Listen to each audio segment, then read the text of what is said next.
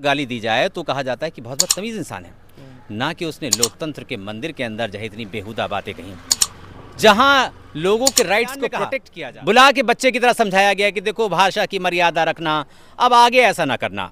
दूसरों को देखा, एक एक चीज का हिसाब होगा, एक एक चीज का हिसाब होगा। कोई ये ना समझे वक्त पलटता है। दोस्तों आदाब, नमस्कार। मैं मोहम्मद नफीस इस वक्त मौजूद हूँ पुराने लखनऊ में, और हमारे साथ जो शख्सियत दिख रही है, आप देख रहे होंगे इनको, बराबर आप टेलीविज़न पे देखते रहते होंगे। ये मुस्लिम लीग के राष्ट्रीय प्रवक्ता हैं अतीक जी। इनसे बात होगी जो अभी बहुत तेज़ी से चर्चा चल रही है, जो सदन में जो आवाज़ है सदन से बाहर और देश विदेश तक पहुँच चुकी है। इसी सदन में अगर कुछ छोटी सी भी बात होती है तो उस पर तुरंत कार्रवाई होती है। यहाँ तक कि सत्ता पक्ष के एक सांसद ने विपक्ष के एक सांसद के साथ इस तरीके से अभद्रता करने के बावजूद भी अभी तक कार्यवाही नहीं हुई। उस पर बात करेंगे अतीक जी। आपने तो देखा होगा कि किस तरीके से कार्यवाही दूसरों पर करती है, और सत्ता पक्ष का जो सांसद उस पर अभी तक कार्यवाही 4 दिन हो चुके हैं। देखिए, भारतीय जनता पार्टी के मिजाज में है, भारतीय जनता पार्टी के जो उसकी पॉलिसी है उसमें है। आरएसएस पोषित जितने भी लोग हैं, विधूड़ी तो आरएसएस के आदमी हैं ना, एक्टिव आदमी हैं। इसके अलावा आरएसएस के अलावा भी अब भाजपा में जितने भी लोग हैं वो मुस्लिम विरोधी जहन से और इस्लामोफोबिया से ग्रस्त हैं। जिस तरह से संसद में आपने देखा कि विधूड़ी ने क्या कहा, कितनी भद्दी गाली दी। एक शरीफ इंसान को आम जगह पर गाली दी जाए तो कहा जाता है कि बहुत बदतमीज इंसान है, ना कि उसने लोकतंत्र के मंदिर के अंदर जो है इतनी बेहुदा बातें कही, जहां लोगों के राइट्स को प्रोटेक्ट किया जाता है। कहा जाता है कि आप डरिए नहीं, कहीं भी आपके साथ जुल्म हो जाएगा, लेकिन संसद के अंदर उसकी आवाज़ उठेगी और उस पर कार्रवाई होगी।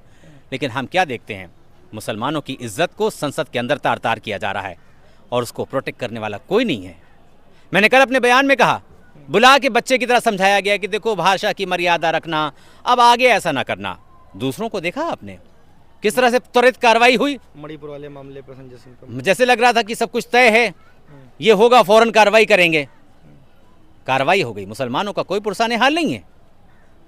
मुसलमानों को ऐसी भद्दी गालियां दी जाएंगी भारत की संसद में, और भारत की नई संसद के पहले सत्र में इतिहास लिखा जा रहा है कि जब भारत की जो पुरानी संसद थी उसके आखिरी सेशन के बाद जब नई संसद का नया सेशन हुआ, पहला सेशन हुआ, तो उसमें मुसलमानों को भद्दी भद्दी गालियां और आतंकवादी, उग्रवादी और मुल्ले कह के संबोधित किया गया। और उसके बावजूद भी भारतीय जनता पार्टी की सरकार के ऊपर कान के ऊपर जू नहीं रेंग रही है। शर्म नहीं आती भारतीय जनता पार्टी के लोगों को। बात चाहे कुछ भी करते रहें, बाहर कहेंगे कि फ्रिंज एलिमेंट हैं, लेकिन हिंदुस्तान के अंदर कार्रवाई नहीं करेंगे उसके ऊपर। जिस तरीके से कहा जाता है कि लोकतंत्र का मंदिर है, तो इस पर कार्यवाही अगर नहीं होती तो फिर किस तरीके का मंदिर कहा जाए? देखिए, मैं आपको बताऊं, कार्रवाई कोई करे ना करे, संसद तो लोकतंत्र का मंदिर है ही है। उसको क्या करने में लगे हुए हैं? देखिए, उसका निजाम जिनके हाथ में है वो विधर्मी लोग हैं, वो अन्यायी लोग हैं, वो जालिम लोग हैं। कब तक चलेगा इसको? जब तक 8-9 महीने और चलेगा। 2024 के बाद ये जा रहे हैं, देश जनता, और एक एक चीज का हिसाब होगा, एक एक चीज का हिसाब होगा। कोई ये ना समझे वक्त पलटता है, और वक्त पलट रहा है। आप देख लीजिए, लेकर तो आए हैं बिल महिला आरक्षण का, उमा भारती ने उसके ऊपर आवाज़ उठा दी है। कहा कि ओबीसी के बगैर ये बिल्कुल चलेगा नहीं बिल, क्योंकि अगर ओबीसी के बगैर आ गया ये बिल तो इस पे जो है ब्यूरोक्रेट्स की बीवियां और राजनेताओं की बीवियों का कब्जा हो जाएगा। लिहाजा बात तो आने लगी। योगी जी कह रहे हैं कि गुंडा राज के खिलाफ हम कार्रवाई कर रहे हैं। उन्नाव में उनके ही विधायक ने उसके खिलाफ कार्रवाई करना शुरू कर दी है। भगदड़ मचेगी। आप देख लीजिए, जैसे ही चुनाव की आचार संहिता लगेगी, भारतीय जनता पार्टी में भगदड़ मचेगी। आप देख लीजिएगा, आज लिख लीजिए मेरी बात को। जिस तरीके से आप भी जिस टाइम पर इन्होंने जिस तरीके से कार्यवाही की, इस तरीके का सोची समझी साजिश इसमें लगती है क्या? जिस तरीके के उनके बोल थे वहाँ पर सदन के अंदर, तो ऐसा लगता है कि सोची समझी साजिश कोई थी? देखिए, सोची समझी साजिश इसको कहा जाए चाहे ना कहा जाए। हर्षवर्धन जी मुस्कुराते हुए दिख रहे हैं उस वीडियो में पीछे। मैं कह रहा हूँ ना, कैसा कहलाया गया है कि ये बिल आया है कि इसका विरोध ना हो सके उस तरीके से। नहीं, बिल की बात नहीं है ये। अब भारतीय जनता पार्टी की आम ज़हनियत और पॉलिसी बन चुकी है।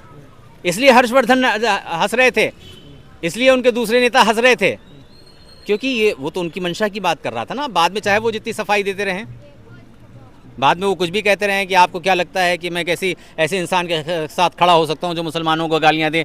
भाई ट्वीट से कुछ नहीं होता है, आपने विरोध नहीं करा, आप कहिए अगर भारतीय जनता पार्टी के लोग सच्चे हैं तो लिखें लोकसभा अध्यक्ष को कि उसको सस्पेंड किया जाए, वो खुद कहें अपनी तरफ से ऑफर दें। मुसलमान दे रहे हैं, विपक्षी दे रहे हैं तो क्या हुआ?